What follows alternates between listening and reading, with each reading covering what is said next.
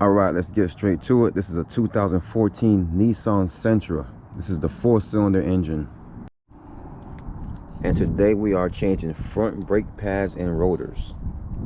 This is what your brake pad should look like.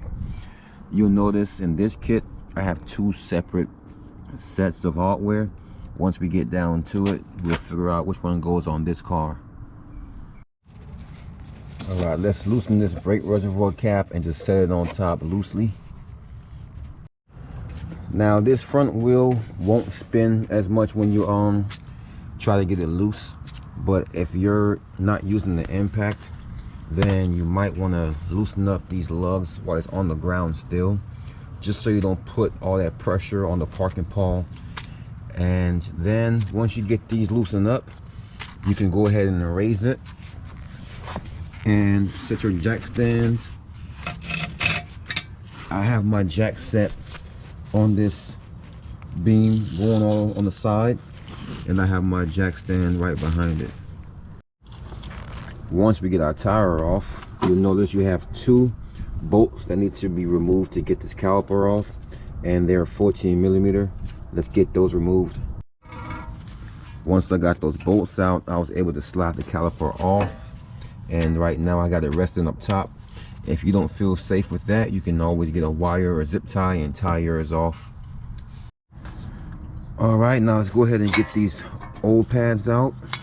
I like to make a habit of keeping them until I match the new ones up with them. That way they go on the right side. I'm gonna remove this old hardware because we're installing new hardware.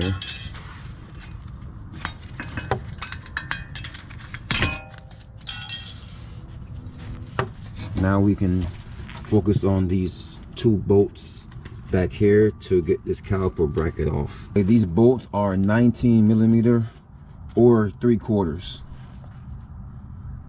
All right, we got those bolts out. So now we have our caliper bracket off in front of us. This would be a good time to get a wire brush or something and clean down in these grooves where your hardware go. And also go ahead and test out these slide pins. If they slide in real easy and smooth, I wouldn't worry about it. It'll most likely do real good till the next time the brakes need to be changed.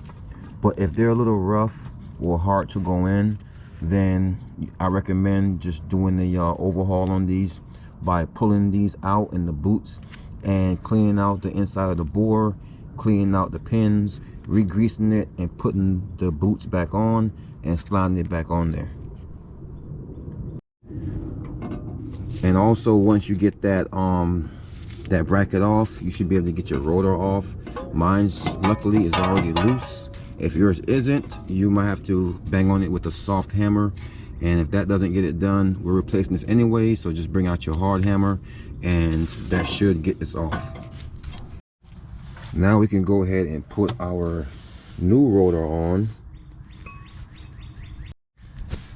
We have that back on. Now we can go ahead and put our caliper bracket back with those 2 19mm bolts.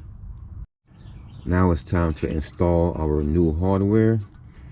Just install it the way the old one was in there, and until you snap it in, make sure it's even on both sides, and then we can go ahead and do the top. Once you get your new hardware installed, we can go ahead and use one of our old brake pads to press this caliper piston back in by using the C-clamp. And this is my setup right here. So I'm going to go ahead and press this piston all the way back in. Now we can go ahead and start to install our new brake pads. The trick is to these wear sensors here. You want to get this little clip on the inside of the wear sensor before you push it all the way in.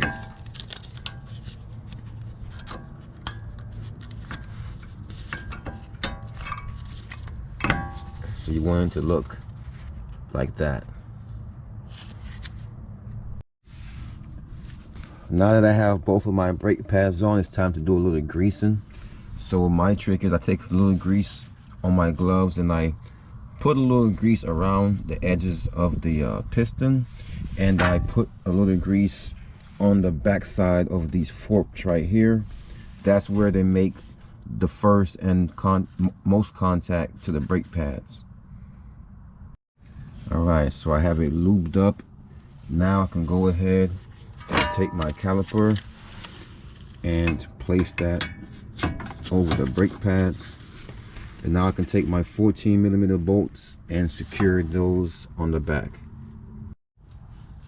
Now that we have these two bolts secure, the brakes and rotors are officially changed. Now we just have to get our tire back on. Tires back on. Now I'm going to remove my jack stand and lower the jack. Once we get both sides done, then don't forget to put your cap back on and tighten it up, and pump your brakes up before you take off. That pretty much wraps up changing your brakes and rotors on a 2014 Nissan Sentra. Thanks for watching.